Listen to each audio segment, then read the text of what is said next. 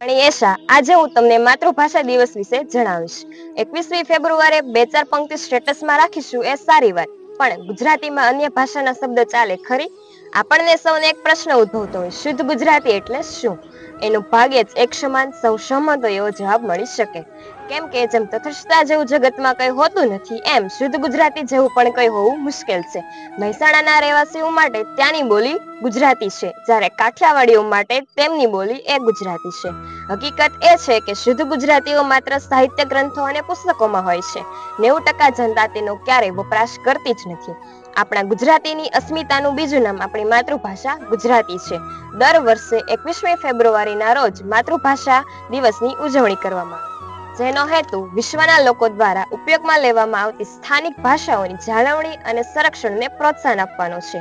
રવિન્દ્રનાથ ઠાકોરના શબ્દોમાં, માતૃભાષા વગર નથી આનંદ, નથી અભિવ્યક્તિ કે નથી વ્યક્તિત્વ વિકાસ. માતૃભાષા એ તો માતા અને માતૃભૂમિ વચ્ચેનો સેતુ છે. સત્ય હકીકત તો એ છે કે વિશ્વના મહાનુભાવો માતૃભાષાની આંગળી પકડીને જ મહાન બન્યા છે. શિક્ષણના માધ્યમ અંગે ભગવતી કુમાર શર્માએ સરસ વાત કરી છે. આપણે સંકુચિત રહીએ, સંકુચિત અને શીકીર્ણ ન બનીએ. વિશ્વ સાહિત્ય અને વિશ્વ સંસ્કૃતિની દિશાઓના બધા બારણાઓ મોકળા રાખીએ, પરંતુ સાથે આપણી માતૃભાષાને અવગણીએ નહીં. મને કહેવા દો કે માતૃભાષા એ જીવનનો ધબકાર છે, માતૃભાષા માતૃભૂમિની મહેક છે અને માતૃભાષા એ જીવનનું અમૃત છે.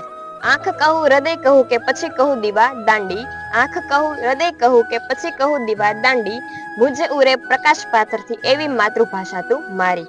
કહેવાય છે ને કે ધબકારા વિના હૃદય ન ચાલી શકે, એ જ રીતે માતૃભાષા વિના જિંદગી ન ચાલી શકે.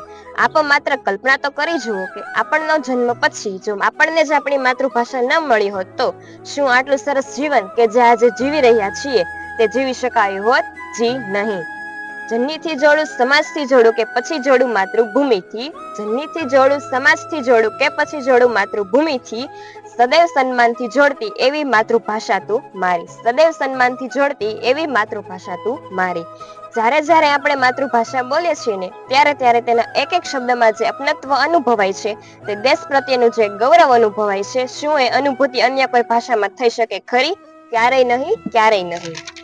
અંગ્રેજી માધ્યમ રાખીને ગર્વ તો બહુ કરીએ છીએ, શું માતૃભાષાને જીવંત રાખવા થોડો પણ પ્રયત્ન કરીએ છીએ? જો ટકાવીશું માતૃભાષાને તો જ સંસ્કૃતિ આપણી ટકી રહેશે, નહીં તો ભવ્ય એવી આ સંસ્કૃતિ કાળના પેટમાં પડી રહેશે. માતૃભાષાને જીવંત રાખવી એ આપણા સૌની ફરજ છે. જો બસ આપણે અહીંયાથી જ એક સંકલ્પ કરીને જઈએ કે મને દુનિયાની ગમે તેટલી ભાષા અડી જાય, પણ મારા ગળે, મારા ગામડે અને મારા સ્નેહીજનોની વચ્ચે પ્રયત્ન હું મારી માતૃભાષાનો જ કરીશ. અંતે અમે આશા રાખીએ છીએ કે તમને અમારી વાત સમજાઈ હશે, અને જો ના સમજાઈ હોય તો આપણા કવિ ખૂબ જ સરસ લખે છે, જેને વાત મારી સમજાતી